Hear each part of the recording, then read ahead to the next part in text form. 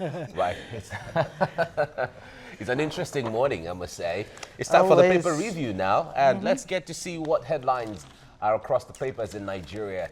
And we have a journalist and public affairs analyst with us, one of our regulars, Ayodele Adio, with us in the studio. Ayodele, good morning. Good morning. Thank you, sir. Nice Morning. to have you. Good to have you. Right.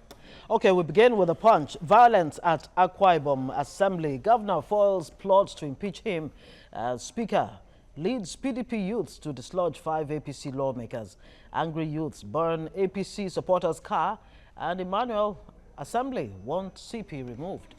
A lot of drama, From Akwa Ibom. in Akwa Ibom State. I mean, if there's one thing I'll always remember President Goodluck Jonathan for was his famous quote that his ambition is not worth the blood of any Nigerian. And I think politics must be held to such standards that whatever your ambitions are, it should not be worth the life or properties of any Nigerians. And I mean, this was supposed to happen in the State House of Assembly, where you expected lawmakers who make the laws to understand the laws that they make and respect the laws that they make themselves. So when you have a case, if the reports that we hear are true, that 5 people made an attempt to impeach the governor and the speaker and probably the governor himself, you know, I find that quite funny. I mean, I mean, all the rule book states clearly that you cannot do that with 5 members when you have 20 on the other side.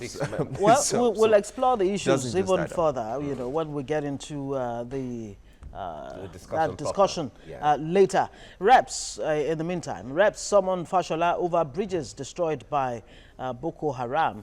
Obviously they feel that he has questions to answer. I really don't. Well, let's leave that one. Leave my office. We're in darkness. Obaseki tells BEDC. Quite an interesting story. The governor obviously was upset. Argues that they haven't had power supply for a couple of weeks, same as the people of Edo State. He was shocked to see the VDEC chairperson. Well, it's not only the people of Edo State that are in darkness. I think it's a Nigerian thing. I mean, people are complaining all across the country. Even those in Abuja will tell you they've not had lights as regular as they're supposed to. Imagine Abuja that, you know, there was a time actually that you would say proudly, you hit your hand on your chest and say, look, Abuja, I have never experienced a power outage. Parts of Abuja. that caveat has to be there. Exactly. No, I said there was a time. You know, there was a time. That time still had to do with the parts of Abuja. Still had Exactly. issues with some parts. Because Okay, I take it back. All right, moving on. Poor agricultural productivity, population growth worrisome, and that's according to former President Olusegun Obasanjo. But in spite of the fact that, this administration really has been, talking about all it has achieved in terms of agriculture. Yeah, I mean, I know they've done their bit to try to boost agricultural productivity. However, there's still a huge gap in between. Our population is growing, at over 3% per year. We're struggling to catch up. And you also have to realize that a lot of the farming population have been displaced either by crisis in the middle belt or by Boko Haram crisis in the northeast. So there's a huge gap to fill in between, and there's a whole lot of work that needs to be done. Who will fill the gap? To be able to feed ourselves sufficiently. Yeah, exactly. Really troubling developments. The workers petition assembly over Fayoshe's 264 million naira largesse to labor leaders. Senate suspends confirmation of EFCC secretary, and 5 died, 2 injured as 2 cars collide in Ogun. Customs officers gunned down policeman's wife in Lagos. And Sex for Marks ex-OAU lecturer chanted incantation to derail trial, says prosecutor. Drama, and drama. More of those. I'm just imagining the kind of incantation that he would have. But don't ask me to... No, I won't ask you. No, sometimes one would say incantation, because incantation can be... If you've seen enough Yoruba movies, you will understand. Also, the gospel movies as well. Sometimes when they speak in tongues, it's the same thing. It's just... It's the same thing. It's just the words to capture all of those. Okay. The Nation is our next newspaper now. 2019 poll, why Buhari must continue by Tinubu there. Buhari or Shomali governors in Osun as Oyetola takes over from Aregbesola. Is a new dawn in Osun State right now, and the people are looking forward to, new heights of development there. Yeah. I mean, I just don't envy the governor. When you're swearing as governor in several other states, you come with some level of excitement. But the man has to hit the ground running because his state has salary backlogs to pay, quite a huge debt burden over his head. So he has a lot of work to do. So I'm not sure he's an excited man, of course, to be called governor, but he knows that there's a lot of job to do. Lots of sleepless nights ahead. He has been chief of staff until August. We were speaking with former governor, now former governor, Aregbesola, and he said the man understands everything about the way forward for Osun State. He came up with a 10-year development plan that stipulates how Osun State will move to the next level, where monies will come from, where money should go, and things like that. So I guess the difference between chief of staff. So he believes that he has laid the foundation, the right kind of foundation for Oyetola. That's talking about Ogbeni Aregbesola, for Oyetola to build on. And he specifically said that Oyetola has been part of every single decision, every step of the way. Everything. So that's beautiful. But chief of staffs don't hold press conferences, and the buck doesn't stop at your table. Okay, so we get that. All right. We get that. So now he's at the saddle. Let's move on now. Court denies OAU sex for marks lecturer bail, and violence rocks Akwa Ibom assembly. Yeah, we'll be talking about that later on. House boy kills boss. Another one? Another one. There's issues. One really has to be very careful with the kind of maids that one brings into the house. Yeah, I mean, and I'm surprised that has not been looked into, because, in fact, I keep asking people, why you even want to endanger yourself? By bringing a total stranger into your home. Somebody tells you they brought in somebody from somewhere. You don't even... The funny part is that most of these people don't even liaise with the person directly. They liaise with some agent. Exactly. You don't even pay the child. It's First of all, that child is on the age. You're paying them below, standard wages, and then you don't still pay them. You pay the agent. And then most of them are treated shabbishly. They're not fed properly. They're abandoned. They're treated like slaves in the house. And that's the same person you're putting your children in care of. It doesn't just add up to me. And so I think the government would need to regulate that industry. There needs to be professional, what you call them, is it nannies you call them now, or home caregivers? Yes. That service needs to be professionalized and held to certain standards over time. Because the idea that you go pick an 11, 12-year-old girl from some village the people doing this killing, they're not 11 or 12 or even 13. Exactly. I mean, these sometimes they're adults, adults. above 18. Yeah, like the case of the Togolese that killed he's an adult. Yeah. I mean, it's really sad. It's really all right. Reps to probe funding of war against Boko Haram, and Senate seeks suspension of new tariff on alcohol and others. 161 get first-class honors at Call to Bar. Okay, 5 die in road crash. Sad one there. And Kalu hails Nigerians for showing concern over health condition. That's the Nation newspaper now. Yeah. Moving to the Daily Sun, Governor Wike alleges rigging plot in Rivers, Akwa Ibom. Says FG wants to use security agents to disrupt elections.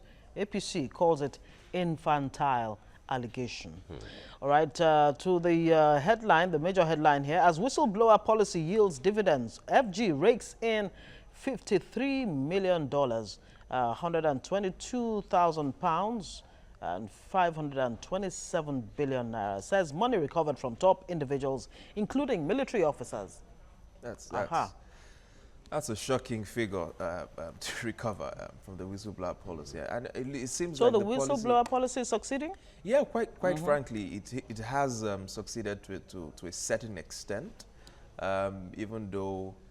A few of these people have changed modus operandi now, but to cover their tracks. Yeah, to cover their track. But by and large, I think it's been able to rake in a few millions of dollars. But you also have to wonder what people do with all of these millions of dollars locked up somewhere in their bedrooms or in their sockaway. It's just despicable what some of these people have done to this country over time. But don't you think the more important question really is, after these funds have been raked in, where do you deploy the funds to?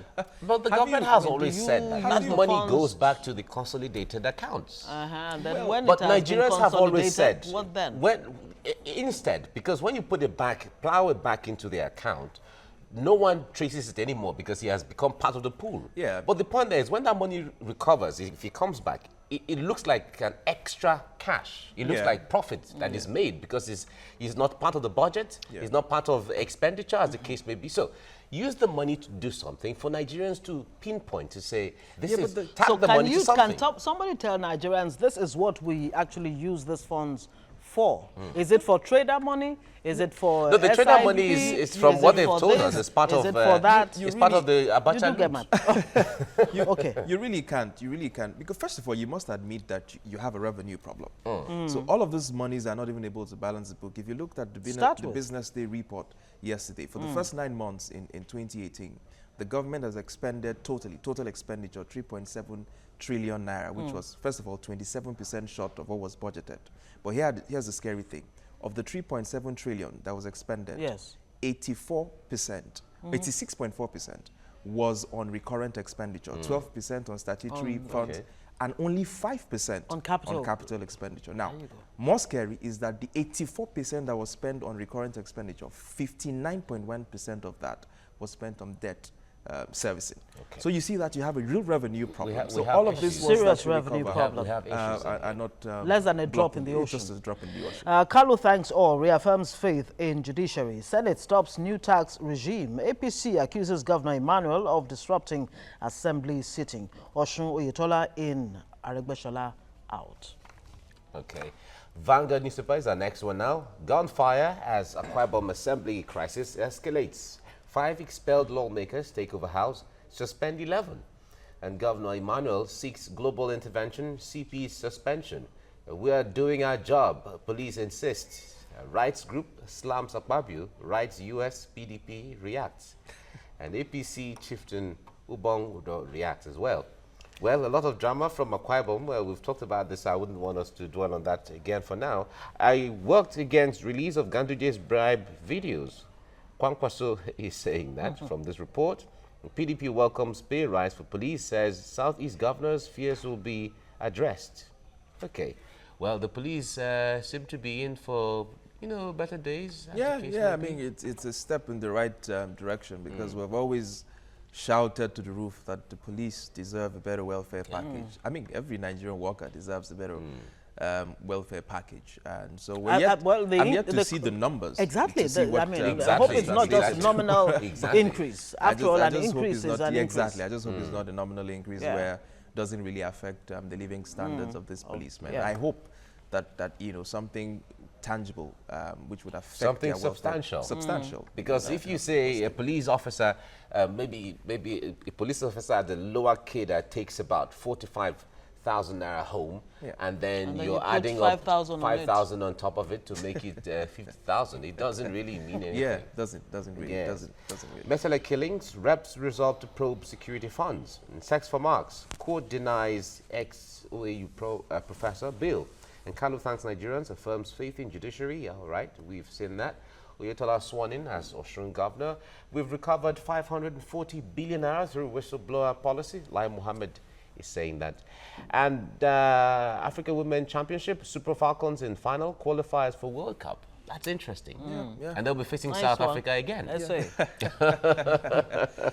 Kudos to them. Oh, yeah. Yes, indeed. And to the Daily Trust, that's the final paper this morning. Low oil price threatens Nigeria's budget and revenue. Is there any time, really, that Nigeria's budget and revenue was never really threatened? That is why we've been talking about low oil price or high oil price. Yes. How much difference really has it made to Nigeria? You see, our economy remains, vulnerable, largely because it's built or is dependent on the prices of oil in the international market. So just one move, by the Saudis to increase production has suddenly, dropped oil prices, and here we are crying. So, I mean, for those people who are angry, at the 100,000 auditorium built in Abuja, I think they should be excited because we need prayers to keep oil prices going up.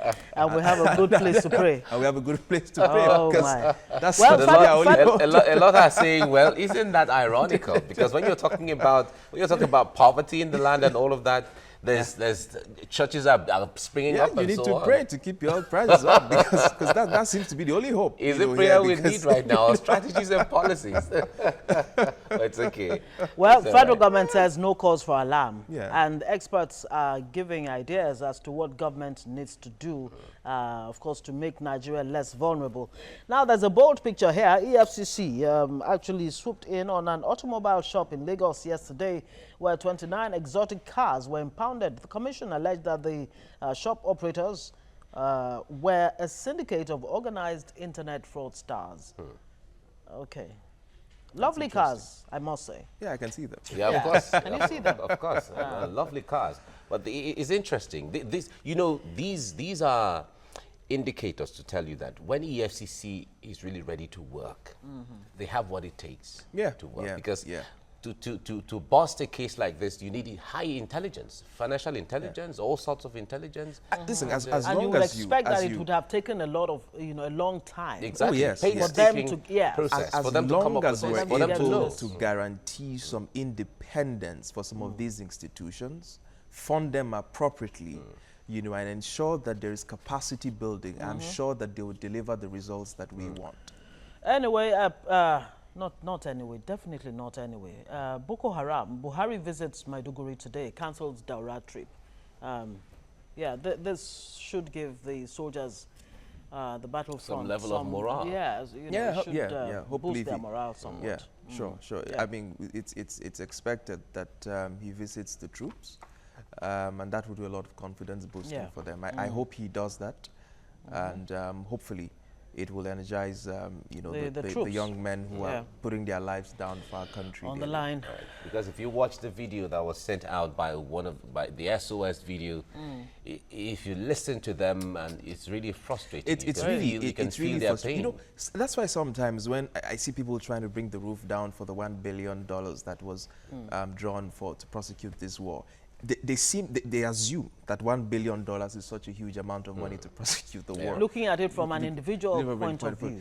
Listen, the Americans have spent over $1 trillion prosecuting a war in Afghanistan against the Taliban, where they've had over 5,000 soldiers killed, and yet they are not making any headway. So you need a lot of money to prosecute war. The $1 billion is not just going. How many F-16 is that going to get you? It's not going to go anywhere. So you need a whole lot of money to prosecute this war. Yeah, but then again, how about the long-term measures?